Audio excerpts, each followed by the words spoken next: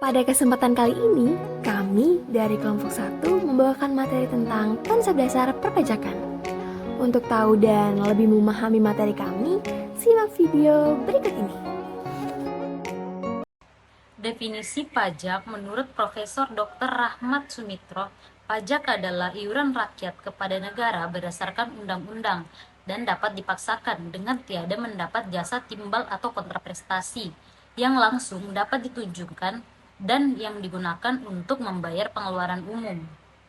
Menurut Undang-Undang Nomor 28 Tahun 2007, pajak adalah kontribusi wajib pajak kepada negara yang terutang oleh orang pribadi atau badan yang bersifat memaksa berdasarkan undang-undang dengan tidak mendapatkan imbalan secara langsung dan digunakan untuk keperluan negara bagi sebesar-besarnya kemakmuran rakyat.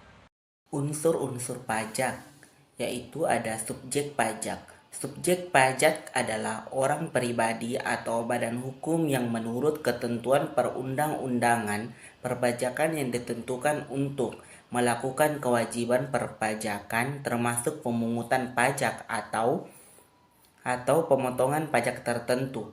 Dan ada juga objek pajak, yaitu adalah hal yang dikenakan pajak penghasilan, laba perusahaan, dan instansi jual beli barang.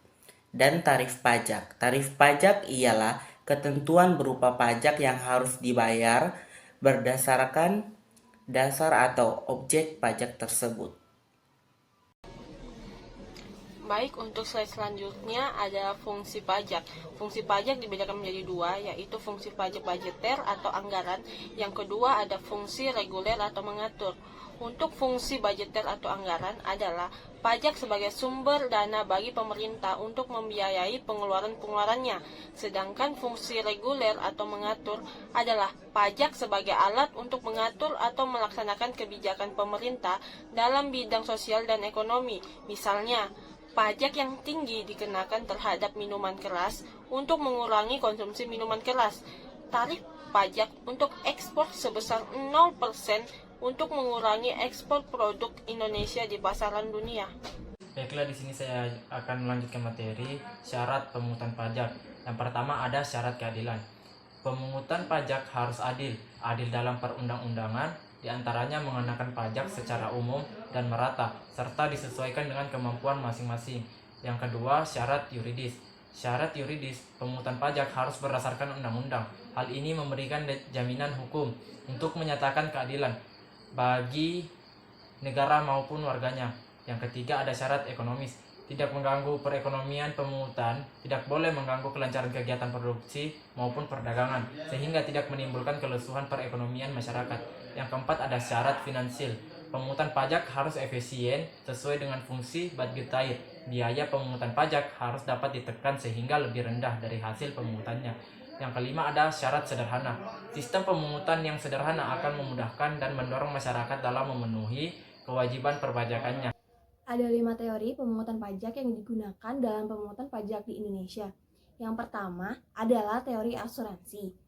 Menurut teori asuransi, pembayaran pajak diibaratkan seperti membayar premi dalam perusahaan asuransi dengan harapan mendapatkan perlindungan dari kejadian tidak terduga di masa yang akan mendatang.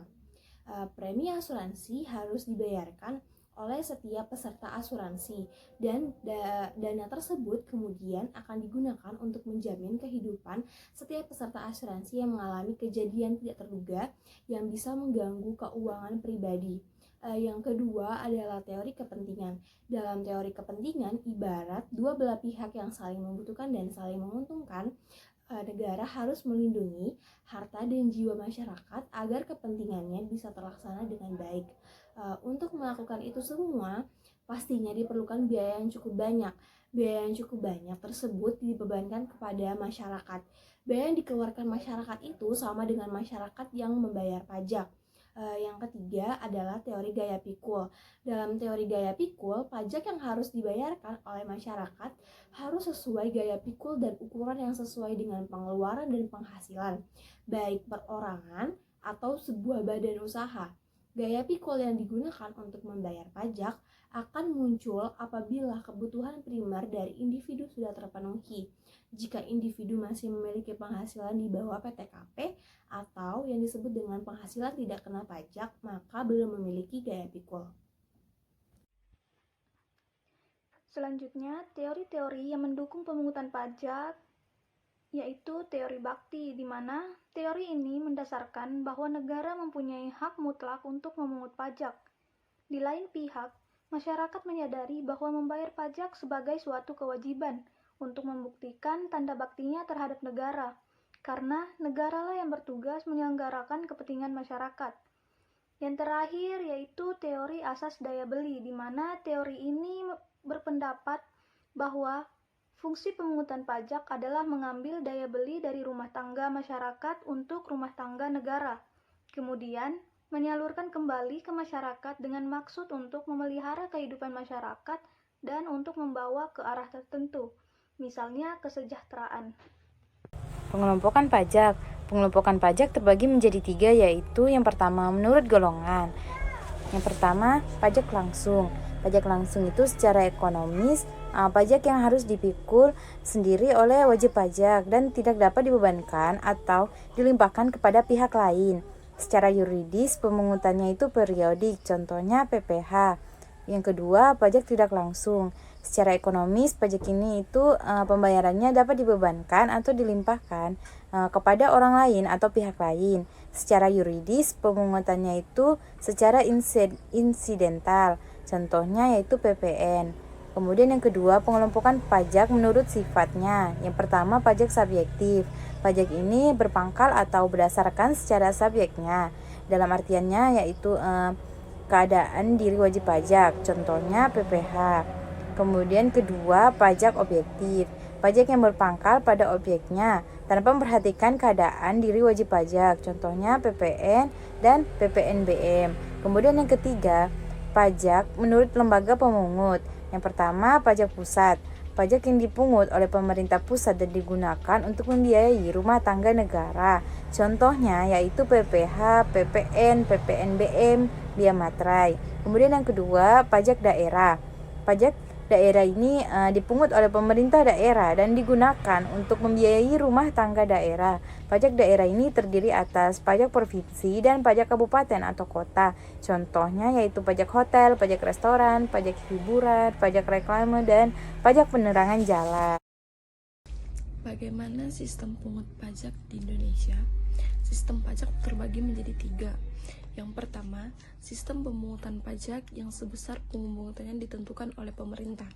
Dan yang kedua, sistem yang memberikan kewenangan kepada wajib ke pajak untuk menghitung pajak sendiri.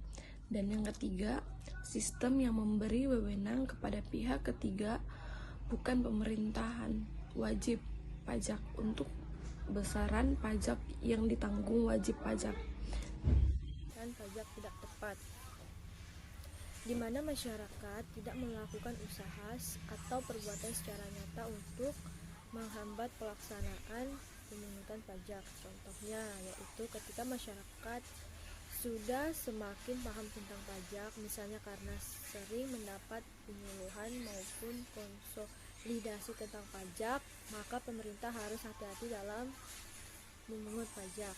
Yang kedua yaitu perlawanan aktif. Perlawanan aktif adalah semua usaha atau perbuatan nyata secara langsung maupun tidak langsung ditunjukkan terhadap pemungutan pasif pajak fiskus dan bertujuan untuk menghindari pajak maupun usaha-usaha yang dimaksud, yaitu yang pertama, menghindari pajak usaha atau perbuatan yang secara sadar tidak melakukan hal-hal yang dikenakan pajak. Usaha ini secara hukum dapat dibenarkan oleh pemerintah.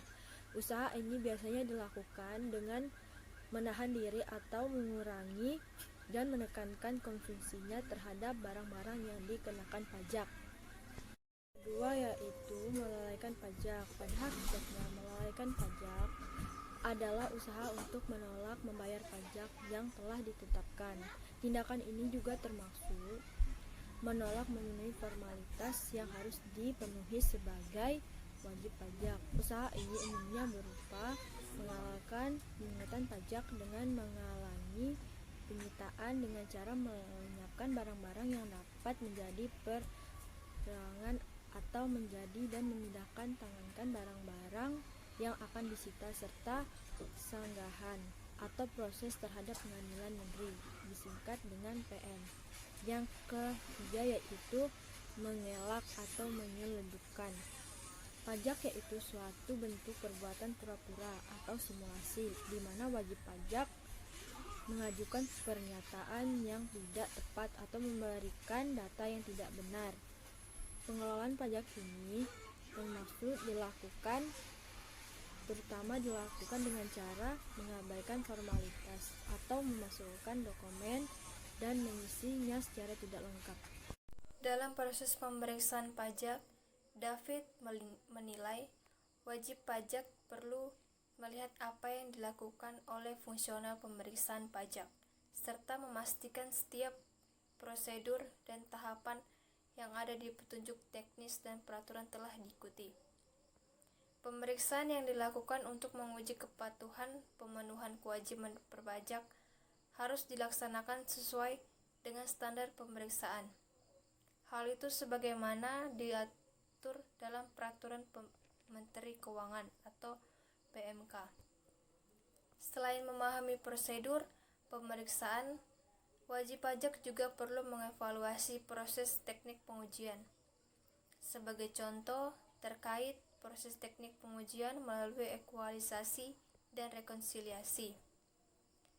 Apabila wajib pajak memahami proses teknik pengujian dari awal hingga akhir dan sudah mengantisipasi ada permintaan keterangan data, wajib pajak sedari awal bisa menentukan metode-metode yang ditetapkan secara rutin tiap tahun pajak. Misal, melakukan ekualisasi penyerahan di SPT PPH badan dengan SPT PPN serta pendokumentasinya.